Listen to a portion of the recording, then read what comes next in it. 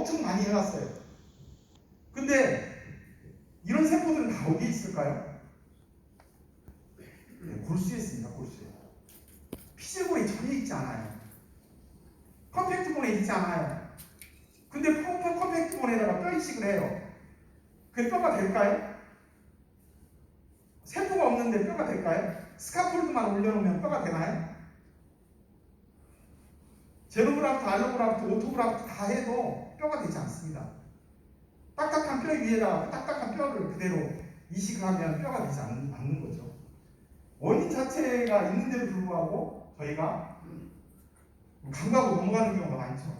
왼쪽 아래처럼 본메로우는 저런 형태의 본메로우를 가지고 있고, 이 본메로우에 일정한 성분을 추가를 하게 되면, 그리고 본메로우에 일정한 스카폴드를 집어넣게 되면, 스카폴드와 사이토카인을 같이 집어넣게 되면 그 안에 있는 세포들이 갑자기 활성도를 높여주는 약물이 생기면 좋겠다라는 생각을 최근에 했습니다. 최근에 2010년도 이후부터 그 연구를 하기 시작했습니다.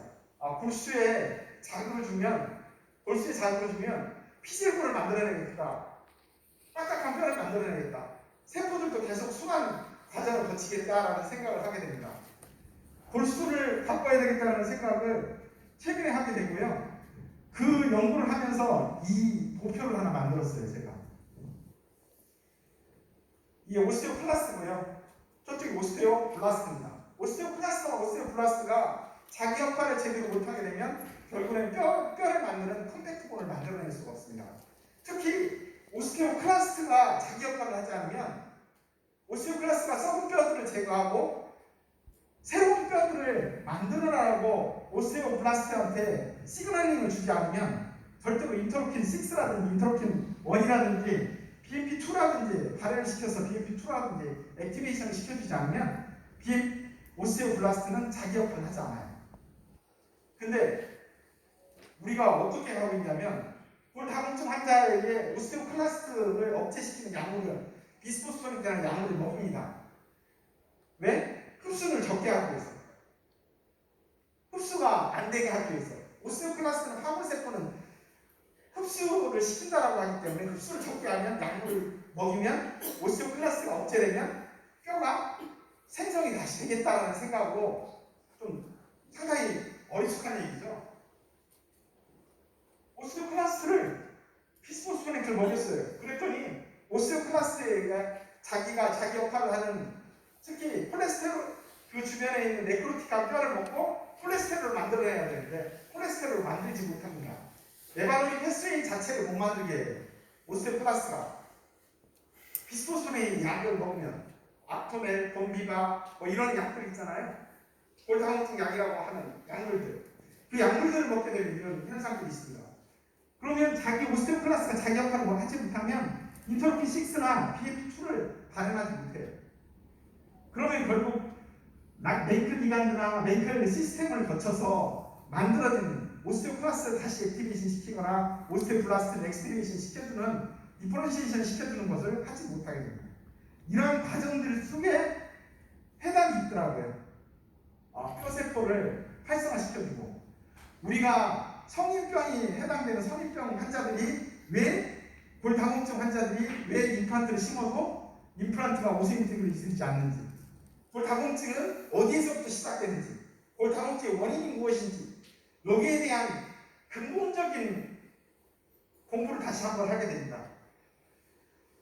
그래서 이 두 가지 오스테오클라스트와 오스테오블라스트를 광범위하게 연구를 하게 됐습니다. 제가 특히 오스테오클라스트에 대한 부분이에요.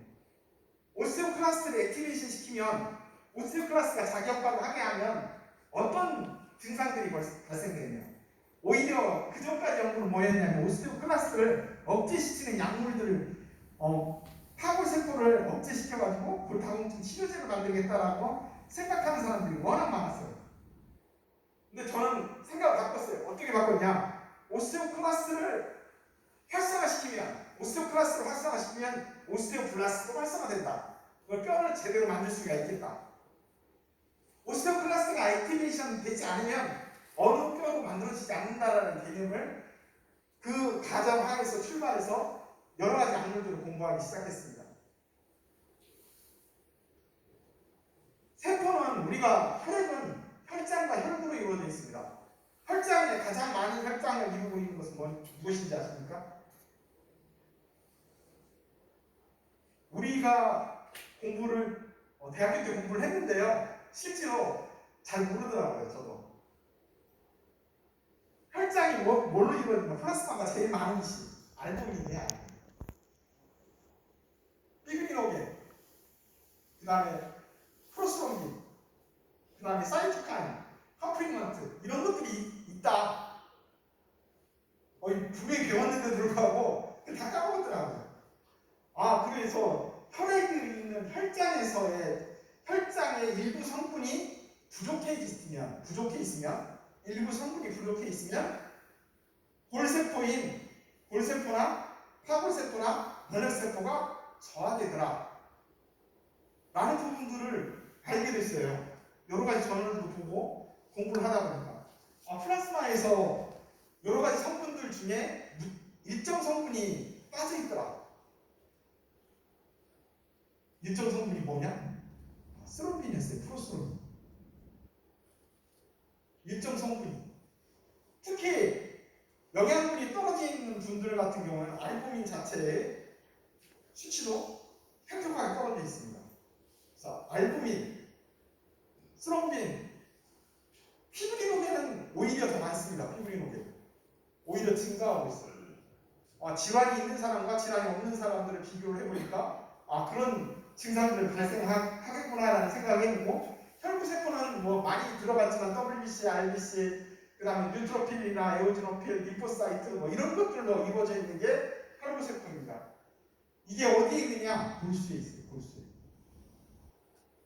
그러면 제가 왜 골수에 대해서 이렇게 플라즈마 얘기하고 블러드셀 얘기를 하고 그러니까 혈액 얘기를 하고 왜 그럴까요? 거기에 해답이 있습니다. 뼈를 만든다는 딱딱한 뼈를 만든다는 퍼펙트 본을 만든다는 부분을 생각하는 것을 거기에 해결이 있으니까요. 이 환자는 케이스를 한번 보겠습니다. 이 환자는 2005년도 3월 14일 날 저희 과에 내원했었던 환자입니다. 제가 처음으로 이 환자를 보고 내가 뼈에 대한 공부를 제대로 하지 않고 뼈에 대한 것을 완벽하게 알지도 못한 상태에서 건너가서 수술을 하고 치료를 했구나라는 생각을 이때 하게 됐습니다. 2005년도 당시인데요. 이 환자는 멀티플 마이로마라고 해서 다발성 골수종으로 악토네를 계속적으로 주사를 맞고 있었던 환자입니다. 2005년도 당시에 이 환자가 악토네를 맞고 있으면 뼈에 문제가 있다라고 아는 경우는 한 번도 없었습니다. 어느 누구도, 전 세계 어느 누구도 이걸 알지 못했습니다. 2005년도 당시에는. 왜냐? 닥터 막스가 2003년도에 케이스 레코트 알렌드로네이트라는 약물을 주사를 하게 되면 치아의 일부 부분에, 치아 치조골 부분에 골 노출되고 골 괴사증이 발생되더라. 케이스 레코트가 2003년도에 처음 발표했거든요. 그 이후에 2007년도에 닥터 막스가 멀티플 스터디를 합니다. 그 이후에 알려지게 됐어요. 악토넬이라는 주사를 약물을 계속적으로 맞고 있는 환자인데도 불구하고 그걸 몰랐어요. 이거 골수염인가 보다. 턱구가 썩어가지고 골수염인가 보다. 그래서 제거를 했어요. 그냥 호텔만 제거하면 낫겠지 이렇게 빡빡 긁어내고 제거를 했어요. 어떻게 됐을까요?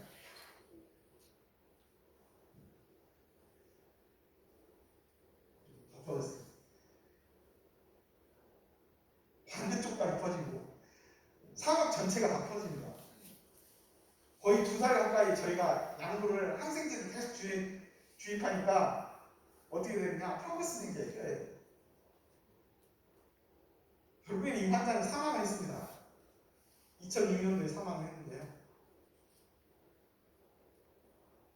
이거 뼈 골수염이나 골괴사증은 이게 생명하고 직결되는 것인데도 불구하고 제가 알지 못하는 부분들이 좀 있구나. 문제가 좀 있구나. 이때 깨닫기 시작했어요. 2006년도, 2005년도에는 이게 무슨 병인지도 모르면서 이게 참 이상하다.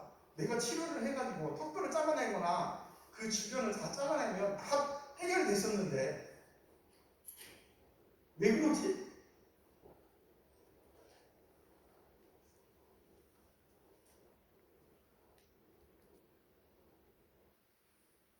어떻게 치료했느냐? 그 이전까지는 이 환자도 똑같은 오스테오 환자입니다. 왼쪽에 치아 발치하고 난 다음에 35번, 6번, 7번 부분에 오스테오마이라이티스가 생겼어요. 또한 이 환자는 나이가 있기 때문에 이 환자는 약물을 복용하고 있었어요. 류마티스 관절염이야. 스테로이드 계열의 류마티스 관절염입니다. 골 면역학을 떨어뜨리게 되죠. 면역력을 떨어뜨리게 됩니다. 골수 자체 내의 면역력을 떨어뜨리면 골수 내의 염증을 일으키게 됩니다.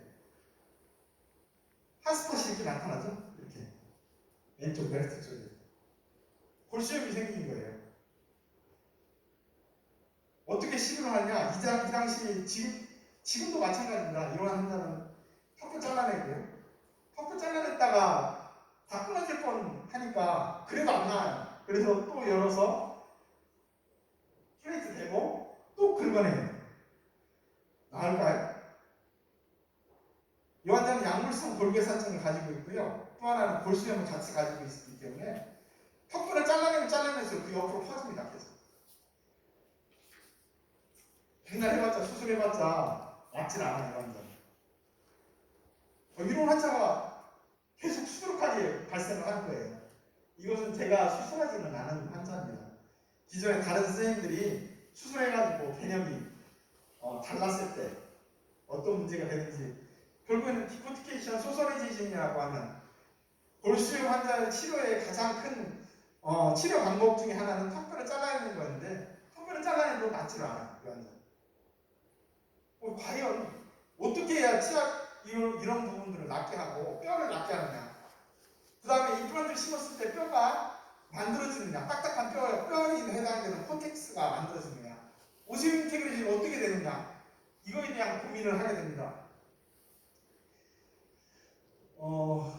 최근 이제 저널인데 오세오 이뮤놀로지라고 합니다. 요즘에 이 골수의 골 면역학이라고 얘기합니다.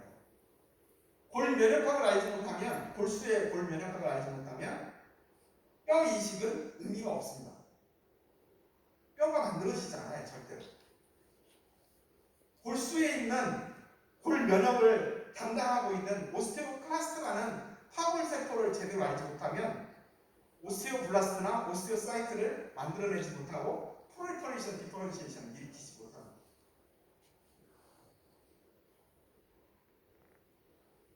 최근에 온 환자입니다.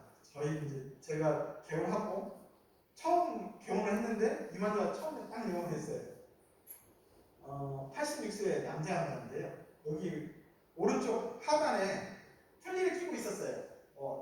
누트레스트가 일정 정도 있으면 알베올라 폼이 남아있으니까 누트레스트를 뽑지 않고 틀니를 그대로 했습니다.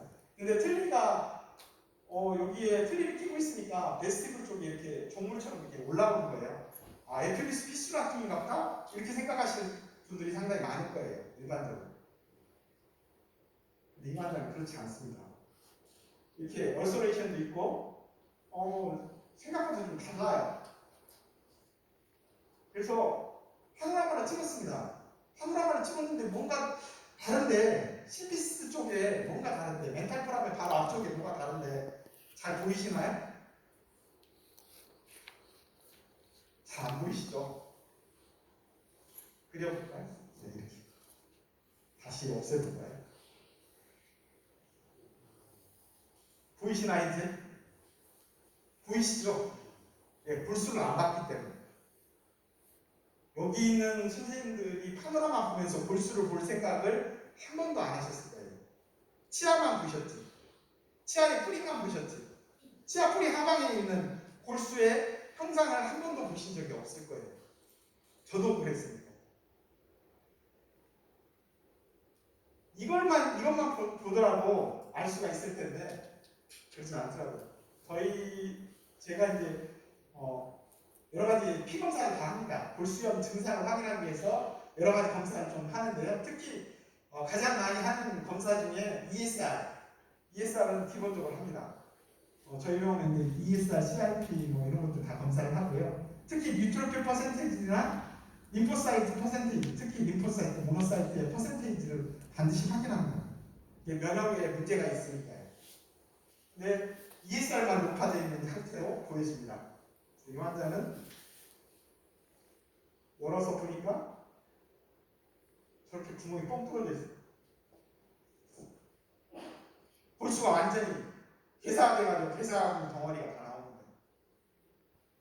아, 골배사증이 골수에서부터 생기는구나. 이 환자를 피스툴라만 딱 제거하고 만약에 틀니 다시 만들어가지고 리페이 해가지고 보냈다면 이 환자는 다시 내원했을 겁니다. 턱도 부러져가지고.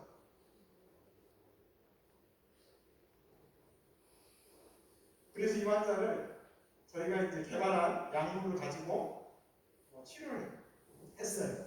약물을 가지고 퍼포레이션 시키고 그 주변에 내로까지 교통하게 하고 거기에다가 특정 약물인 오스코어라는 오스코어 콜라겐하고 LT 스카폴드 형태의 사이토카인인 BTS라고 해서 바이오 액티브 스로모노이드 펩타이드를 개발을 해서 같이 섞어서 이렇게 넣습니다. 그리고 이렇게 집어넣어서 수술하고 프리저 주고 두 달 뒤고 깨끗하게 나왔죠. 뼈도 형성되면서 깨끗하게 나와서 이 환자 다시 틀리했어요.